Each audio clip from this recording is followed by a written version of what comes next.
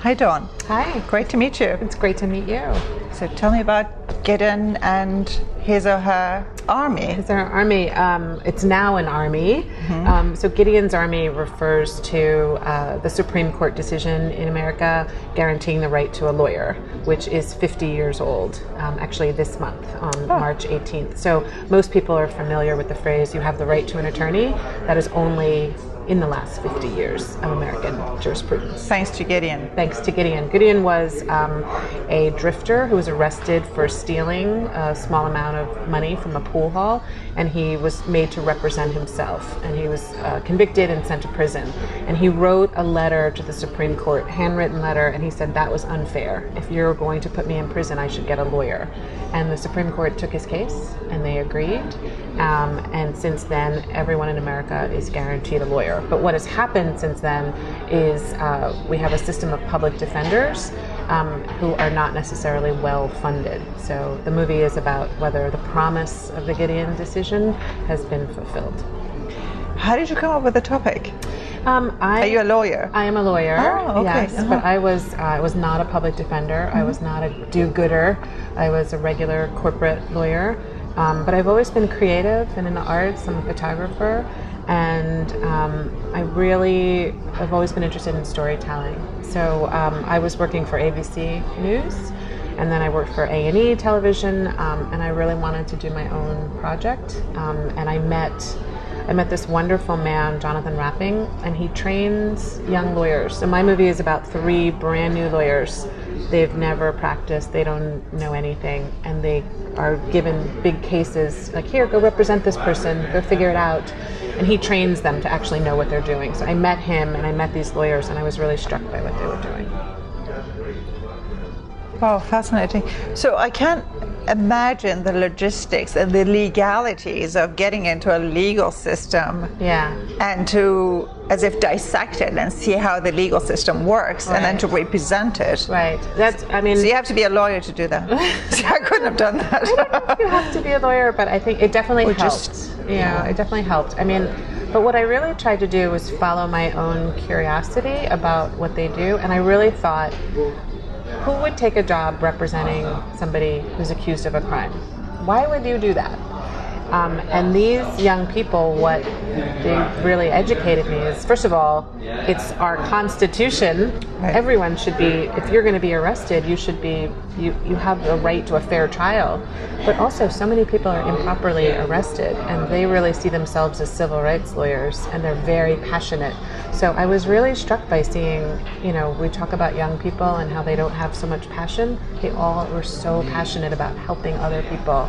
And I thought that would be a wonderful subject to follow.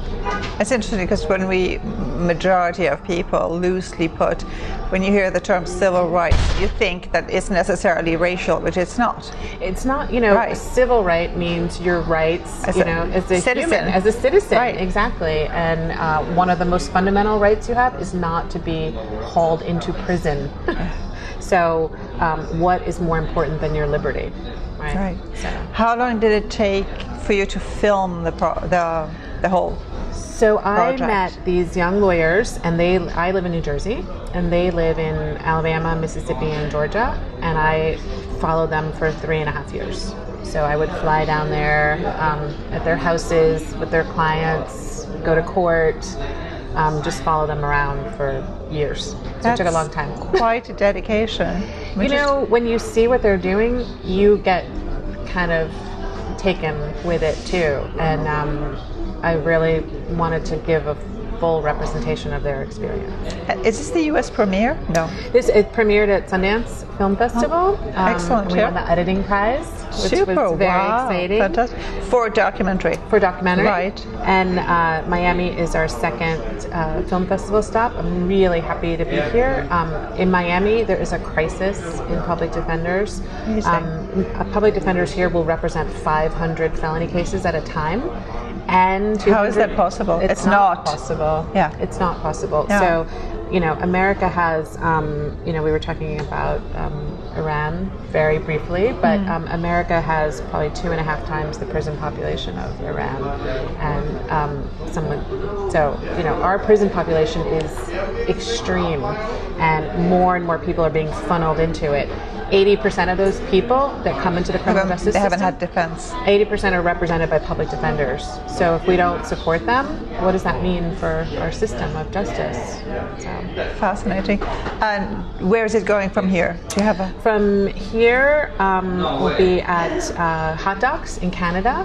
So selected. Right. Good. Nice. Yes, Great. And I think we're allowed to say at the Full Frame Documentary Festival, which is a big festival, and so I'm really excited about that. Very exciting. What's your next project? Promoting this. Yes, it's about a year long at least. I'm actually just finishing another film about the civil rights movement, and it's about, there was in the 1950s, the state of Mississippi established the largest domestic spy operation ever, and it was to infiltrate the civil rights movement, and no one talks about it. So never heard of it. There you go. So now you will. Spies of Mississippi. It'll be on PBS sometime. Oh, so they have already done. Yes. Yeah. PBS. Fantastic. Yeah. So keep me in the loop. I will. Let me know when it's going to be out. I will. It's a fascinating story of how the civil rights activists, we all know Martin Luther King and their speeches, but what we didn't know is what the state was doing, and they had all these undercover operatives, and it turns out when they spied for years, in the 1990s, more than 150,000 spy records were released after an ACLU suit, and it was because the state of Mississippi was trying to stop the civil rights movement. It was all directed at this young people in the civil rights movement. I get goosebumps just thinking about it. It's a goosebumpy story. Yeah. It's lovely to meet you. It's so lovely to meet you. Best of luck with your project. Thank you. And keep us in the loop. I definitely will. Okay. Thank you. Until next time. Ciao.